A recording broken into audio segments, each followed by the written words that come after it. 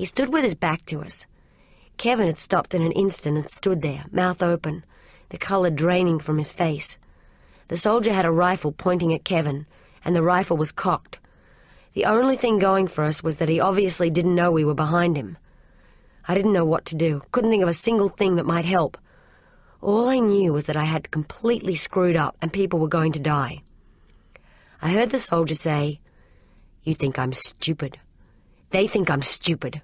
But I know stupid. You stupid." I still couldn't think of anything to say or do. Behind me there was a slight sound, a stealthy sound. I turned my head enough to see, not moving my body in case the soldier sensed it. Homer had opened the top of his pack and was in the process of withdrawing his shotgun. He had it half out of his pack already. Further across I saw Lee fishing in his pack for something. I made frantic signals at Homer with my face, widening my eyes and wrinkling my eyebrows. I didn't know what the solution was, but it wasn't the shotgun. There were a dozen or more colonists up at the main house. They were sure to be better armed than us.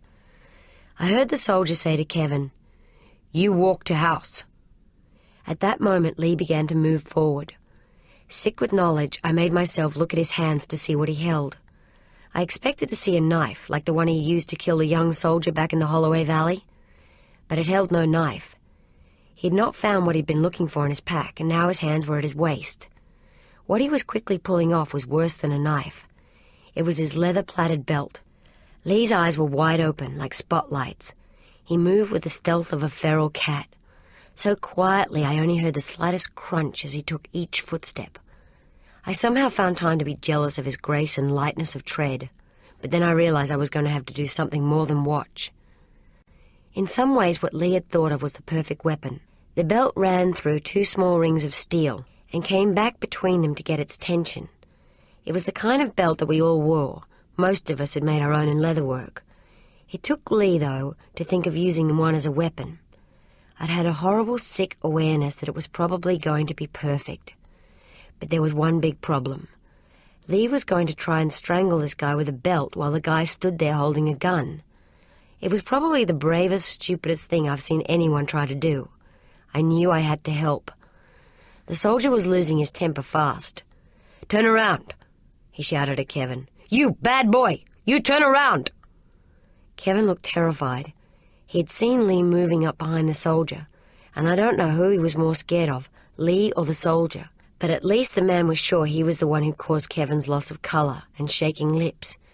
He hadn't yet thought that there might be anyone behind him, hadn't yet thought to turn around. I began moving forward with Lee. I knew what I had to do. Get the man's gun arm. I tried desperately to move as quietly as Lee. Kevin was turning around as ordered, slowly, but he was turning. "Hand up! Hand up!" the soldier yelled.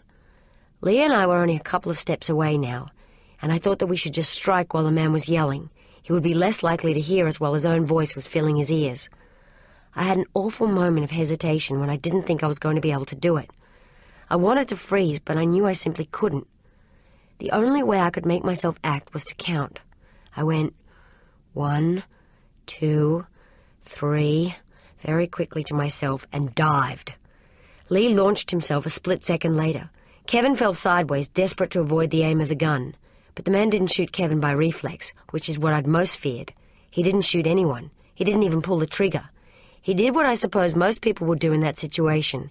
He started spinning around to see what was going on behind him. That was the way his reflexes worked. I rabbit-chopped his arm as hard as I could hit it, then grabbed the gun and swung it upwards. I'd been hoping he'd drop the gun with the shock of my hit. He didn't, but he lost his grip on it and had to snatch at it to try and get it back. At that moment, Lee knocked the man's cap off and dropped the belt over his head. Now fighting two battles at once, the man got confused. He tried to push me away and at the same time turned to attack Lee. Then Homer arrived with a rush, and between us, we prized the gun out of the man's grasping fingers. He knew he was in trouble then. Lee was tightening the belt fast. The man tried to get his hands onto the belt, but Homer and I grabbed at each arm and dragged them down again. Lee started to put all his weight onto the belt. The soldier tried to call for help. Too late. I started getting hysterical myself, but some force within me made me hold on. The soldier was pitching to the right, staggering. I lost my grip on his arm and he brought it up to his throat. But it did him no good. Lee was implacable. The man's face was mottled now, dark red with patches of white getting darker by the moment. A horrible gurgling noise came from his mouth, like someone trying to gargle but doing it in the mouth instead of the throat. I couldn't watch any longer, but looked away, towards the beautiful bush, the bush that I loved. Did these things happen in the bush? Did animals and birds kill each other in cold blood because of fights over territory? You bet your life they did. I had hold of the soldier's arm again, feeling the strength in it, its desperate struggle as it flailed and writhed, and I fought. The fight was lasting much longer than I expected. I could feel the veins swell in the tortured arm. Then suddenly, it was over. The arm went limp. A terrible smell filled the air, and I realized the man had fouled his trousers. I stole a look at his face and quickly looked away again. It was the most revolting sight I'd ever seen. His tongue hung out like a giant, fat bull boar sausage. His skin was purplish black, and his eyes? Those eyes will follow me to my grave and beyond. They were the eyes of a staring devil, a man sent mad in the last minutes of his life by the knowledge that he was dying, and by the manner of his death.